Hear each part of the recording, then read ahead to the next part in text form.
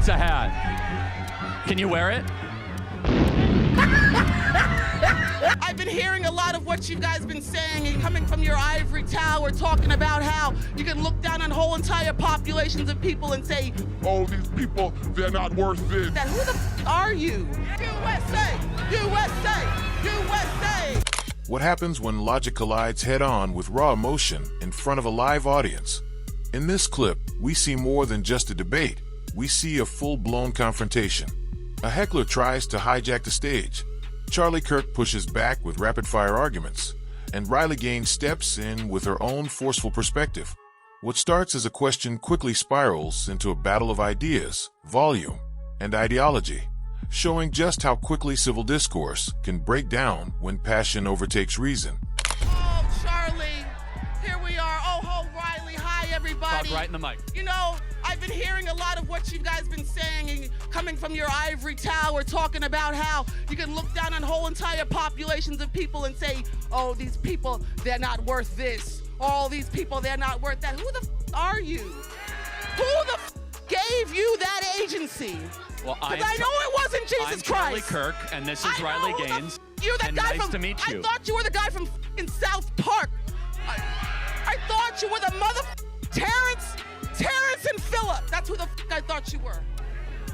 Well, you seem pleasant. Are you married? Are you married? Was your mom married? Are you married? Because I got a call from the doctor. She missed her abortion. You seem so sweet. Does anyone love you in your life? Charlie, you seem so stiff and white. Do you have a stick up your ass? Is there something wrong with being white? Charlie, is there something wrong with a stick in your ass? Is what I'm asking. No, I'm enjoying this whole thing you got going on. Hey, Charlie, I'm enjoying this whole parade, this whole charade of American.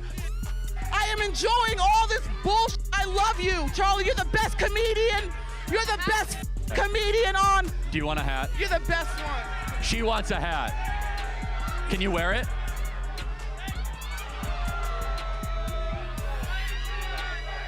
USA, USA, USA, USA. Charlie, I love you. I love you. And you know what I think? I think you really want a big black your for real. Real talk. And I know you're gonna dox me. I know you're gonna do your best. I know you're gonna do what you're gonna do. And you're gonna find out who the I am. And it's gonna be fun. Is that a threat? No, when you dox me. Are you threatening me? When you dox me. You mean when I put you on the internet? Yeah, no one can say. Which will happen. And all your clowns dox me. Guess what you're gonna find out? What am I gonna find? You'll see. What does that mean? You'll see when you dox me. Are you threatening me? When you let me help you. I know you're a Republican, so let me make this clear. When you figure out, when you investigate who the I am, what you're gonna find out is who the I am.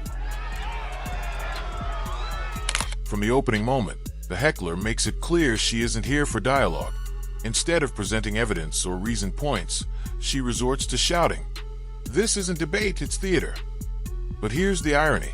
By abandoning argument for noise, she ends up proving the very point she's trying to deny. In debate, once facts are replaced with volume, credibility doesn't just slip away, it vanishes entirely. So what does that mean? And Riley, why are you so afraid of playing next to trans when you look just like a trans woman? Why? All the makeup, all the eyelashes. Oh, what's wrong? You look like a, you look like a trans woman. Are you using that as, it's meant to be offensive? It's not offensive, because I feel like these people are you, they're your people, and you're acting like you don't know. That's what I feel like. Got it. You got such a problem. You got such a problem with trans people. Yeah. This is what Charlie, they do. They think I care about kids. You don't care about being called a Nazi. I don't give a about being called racist. Enjoy the video once it's posted online. Thank you very much. Being racist is not the worst thing. This is my message to MAGA. Really, I think you guys need to know this. And I'm going to help you with a critical bit of information. That's going to help you out. Listen, being racist is not the worst thing in the world, you know? Except who the you are. You don't like a trans person? Yeah, I said it. It's on rap songs, like they say, right? The rappers sing it, why can't I say it, right? Come on, now that's your sentiment, isn't it? Come on. What is a woman? I like this conversation. I've seen you do this online. So then what is a woman? A woman is a wombed man. A man with a womb.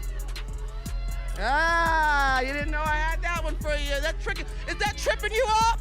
Can a woman have a prostate? No.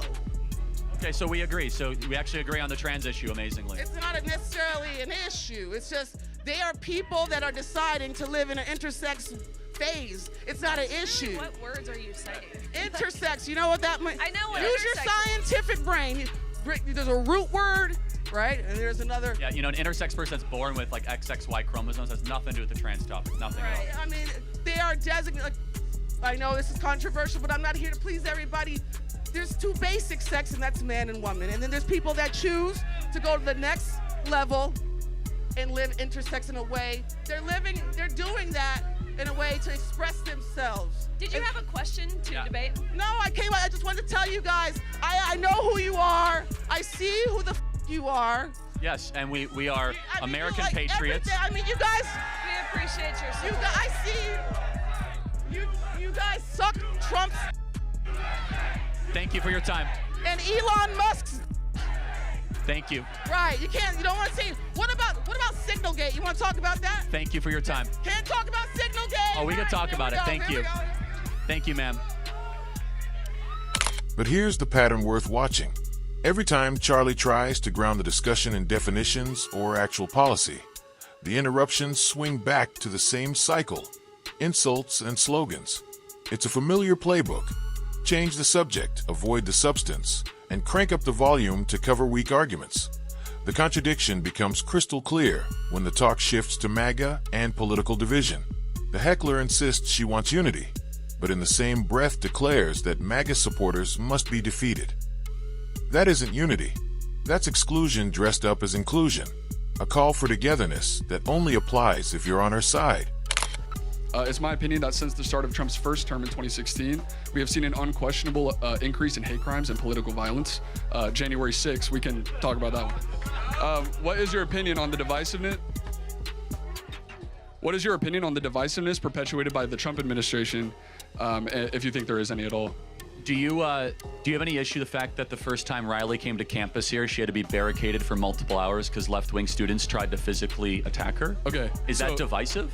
Even last night at Portland State University, there was a group of Antifa members, whether it was students, community members, people who were bussed in. We don't know. About 5 people ended up being arrested for ultimately trying to physically That's put great. themselves So I don't consider myself a liberal. I think that's fine, but no, but you have to be morally correct. You're going after the Trump thing. Right.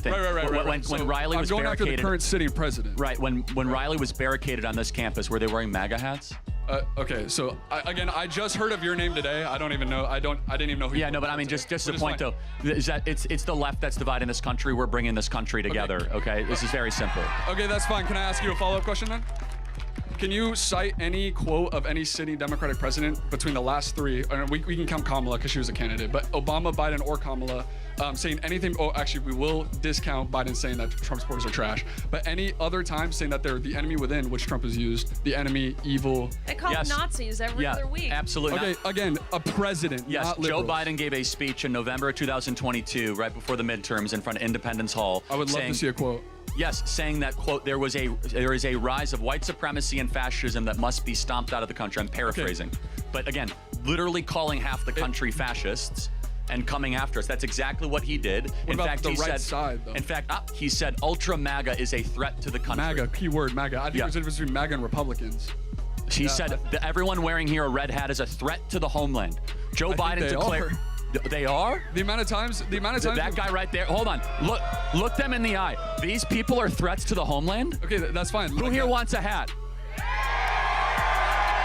Are all these people? No, I want you to look at your fellow American citizens wanting this hat. That's great. Are these people a threat to the country? Is that what you're saying? These people are a threat to the country? I think the ideology that they perpetuate is. I think there's a lot. You yourself have said we have seen an increase in hate crimes and political. No, we violence. have not. No, I did not. I said we're more divided. We have not seen an increase of hate crimes. We've seen. Why do you think we're more divided, Charlie?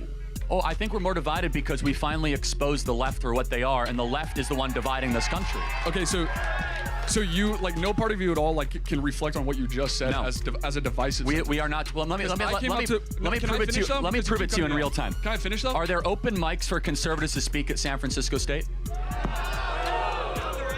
There's conservatives everywhere, dude. There's two parties. That's another thing about this country. Not in San Francisco. Francisco. There's liberals and conservatives, Republicans and Democrats. Is it easy for conservatives to speak out at the school? Not at all, and that's not okay. That's what I'm saying. I came up to the mic with this sense of like, let's reunite as a country. I agree. The way we reunite is by defeating the left. Okay, again, you're cutting me off. By defeating the left, I have never said let's defeat the right. I think that the ideology that MAGA pushes is it's bad. It's cancerous. What ideology specifically? Just hating the left. Oh, the enemy within. The president that you guys support that's sitting in the Oval Office right now has said over and over again that Democrats are the enemy within. They are. Okay, and that's all I have. Thank you. You know how we heal a country? We heal the country by allowing people to express their opinions without canceling, censorship, smear, or slander. MAGA is what's wrong. Not Republicans. MAGA. Okay. Thank you. He just said. MAGA is the solution. I never said MAGA should be defeated. Yeah, exactly. Again, I'll say this: the American left. 2028. Cross our fingers. MAGA won't be a thing.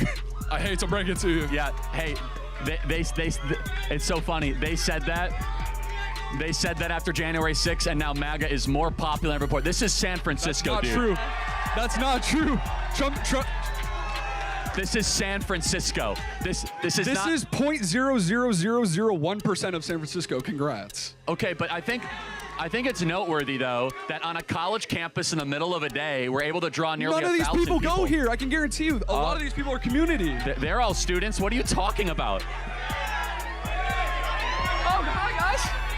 And I said San Francisco. They live in the area or in the city. And so you can live in this kind of cycle of denial. This hat is a beautiful symbol. You know what this hat means? Sure. It's a symbol of American revival, of prosperity, of hope, of optimism, of a better future. And I would much rather use that language than calling the left the enemy, because ultimately, Charlie, we need to come together? You just said you hope MAGA's not a thing in 4 years. I know, exactly. It's not gonna be.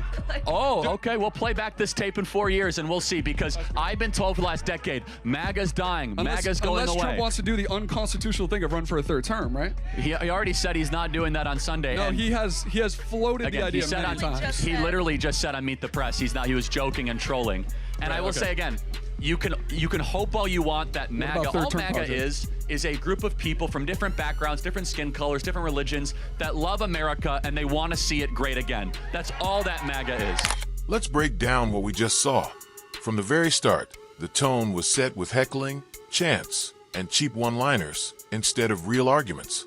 And that matters, because the way a conversation begins usually shapes where it ends. Start with hostility, and it's almost guaranteed you won't land on persuasion. What unfolded wasn't a contest of ideas, it was theater.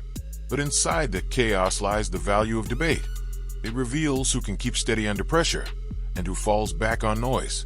Charlie nailed the dynamic when he pointed out that people who struggle to articulate their position often resort to shouting. And sure enough, the heckler did just that. Facts and examples were nowhere to be found. Mockery, swearing, and personal digs filled the space instead. That might grab a headline, but it doesn't win a debate. In fact, the louder the noise, the clearer the weakness of the argument becomes. When the issue turned to women's sports, Riley Gaines laid out a straightforward case about fairness and definitions. Instead of tackling the substance, the heckler attacked Riley's appearance, mocking her looks as if that answered the question. That wasn't a counterargument, it was misdirection, a smokescreen to distract from the issue at hand. In serious debate, credibility comes from engaging with the challenge. Here, credibility never even made an entrance. The contradictions only grew sharper when politics entered the spotlight. The heckler demanded unity, but in the same breath insisted that millions of MAGA supporters must be eliminated from the picture. That isn't unity. That's division disguised as virtue.